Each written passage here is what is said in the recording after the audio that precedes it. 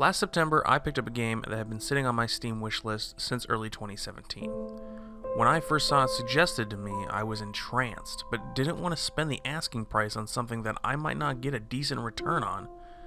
So I did what everyone else does and waited for it to go on sale. Now that I've played it through and experienced what it had to offer, I'm glad I did what I did, but also sad that I didn't play it immediately after buying. Hey everyone, Necrovarius here, and of course by the title you can tell, this is my review for Homesick. Let's talk. Homesick is a game created by Lucky Paws Studio, and at the time of writing this, it appears that they have either closed or have gone full-on radio silence. Their website shows that Homesick is the only game in their arsenal, and the last news post is from 2015. Checking out their Twitter, it appears they posted in May about packing up and moving to Portland. They said they are looking to port Homesick and are starting a new game, but unfortunately nothing more than that. I don't mean to seem like I'm judging them. I just like to look at a company and see their direction before I get excited about anything else that they actually might announce. I've seen small studios put out great games and then just completely disappear off the map. That being said, I do hope the folks at Lucky Paws don't put all their eggs in one basket and start pulling a Skyrim when it comes to Homesick. Actually, as an update, just before I was about to record this, Lucky Paws responded to an email I had sent and said the following. Yep, we're still operating. We hope to have Homesick out on PS4 by the end of the year, and we are working on another game, but it's probably a year away from being released. Thanks again for playing Homesick. Alright, enough about the creators. Let's get to the game, the part that you care about the most. So what is Homesick? Homesick is a short, atmospheric walking simulator with puzzle-solving elements thrown in to keep it interesting. You, the character, awake in what appears to be your apartment, and right off the bat, you know that something isn't quite right. As the scene fades in, the music starts, and that's the moment that I fell in love with this game. The beautifully haunting tone of a lone piano slowly rises as a piece of paper floats in through the missing doors to the outside world. To call it beautiful wouldn't be doing it justice. It is beautiful, but in a very sad kind of way. It's hard to explain. Now, I've explored a few abandoned places in real life over the years, and none of them have left me as speechless as the opening scene in this game.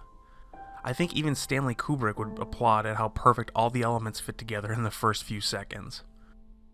With that being said, the best part of Homesick is that emotion you feel in the first few moments continue throughout the entire game. Well, that is just until before the end, but we'll talk about that later. After you get your bearings in your apartment, you are left to wander a contained area. I say contained because there are a few things that prevent you from free roaming the entire complex, the major one being sunlight.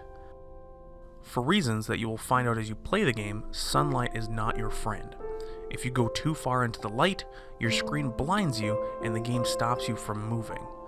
Honestly, I thought this was kind of a genius way to put up an invisible wall without making it super obvious. It just felt right. As you continue exploring, you find objects that help you overcome the other obstacle in your way, the puzzles. This is where one of my first gripes comes in. Most of the puzzles were not hard. They were based strictly on logic. You find a piece of paper with a drawing of a stick figure and some blue flowers. There just so happens to be flowers growing in your apartment, but they're dying. Logic says to give them water, so you find a water source in an old bathtub and a bucket, water the flowers, and they come to life. Pretty easy. However, there was one puzzle specifically that stumped me and a lot of other people, and it was towards the end of the game. It incorporated a mechanic that frankly was never presented before within the game, so a bit of aimless wandering and a quick trip to a walkthrough got me over that, but seriously, it did kill my immersion. It wasn't a deal breaker, but just be aware of it. Homesick doesn't just do logic puzzles though. Instead, it makes them twofold. Logic puzzles are presented in the waking world, and once you solve them, you are left to continue them in the sleep world. This is a really interesting mechanic because in the sleep world, there is no sunlight, but there is darkness, so your character has to move amongst the light provided by the building. Not only that, but another obstacle is presented that keeps you on your toes, and that obstacle is time. Minor spoiler ahead, so be warned. But later in the game you find out that your character has insomnia, and the time element in the sleep world I believe is part of that. As you walk through, black inky blobs appear all around, and if you stand still for too long they consume you and bring you back to the waking world. It felt out of place at first, but in a game that enthralled me in the way it did, over time it felt right. And that's pretty much it. You go from area to area, solving puzzles, and at the end of it, it all comes together.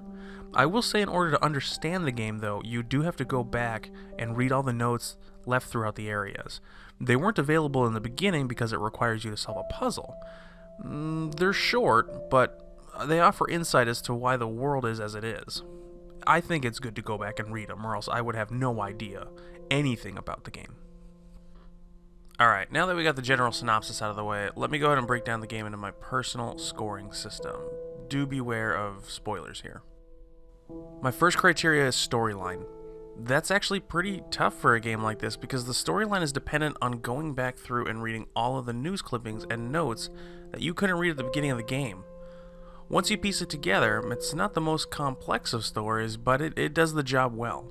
You find out that there was a power plant nearby, and some kind of disaster happened that led to an evacuation. I'm not going to go into detail as to why you're still there, because I want to give people a chance to piece it together themselves. Now, remember that gripe about the ending that I talked about earlier in the video? This is where that ties in. After you get through all the puzzles, you're presented a door to go through. It leads to a bathroom, like one you would find in an office or a school. In that bathroom is a mirror. It's the only mirror in the game, and you get your first glimpse of what your character actually looks like. You start off by seeing yourself as a generic Steve number 5, and then it fades to black, so you think, okay, I'm waking up, doesn't seem so bad.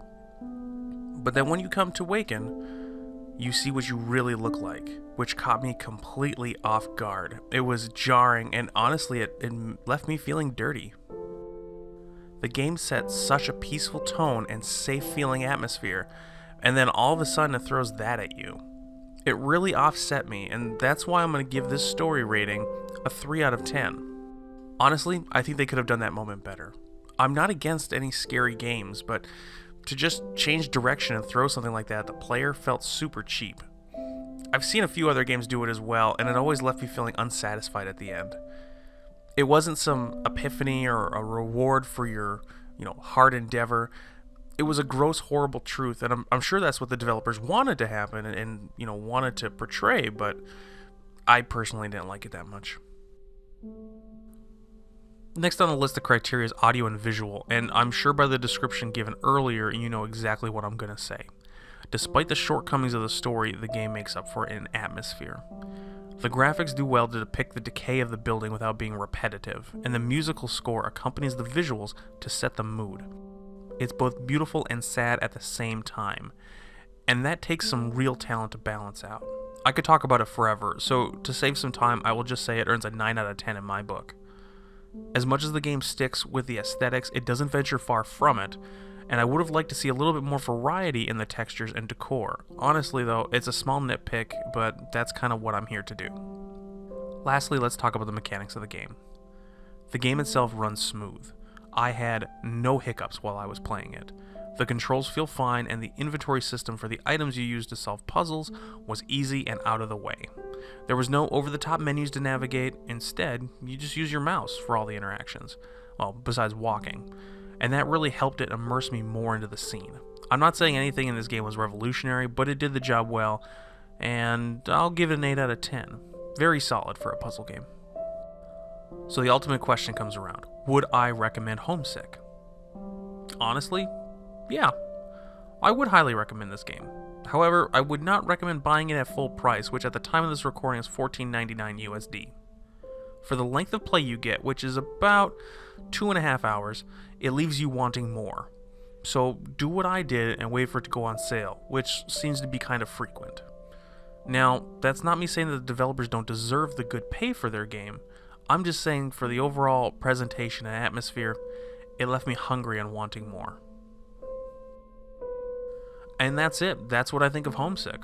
Leave your comments down below if you agree with me or if you disagree, and throw a like my way if you feel like I did a good job. Let me know if you want to see more of these, and I might start putting them out after I complete games. As always, this is Negravarious. I hope you have a wonderful day. I hope to see you in the next episode. Bye-bye.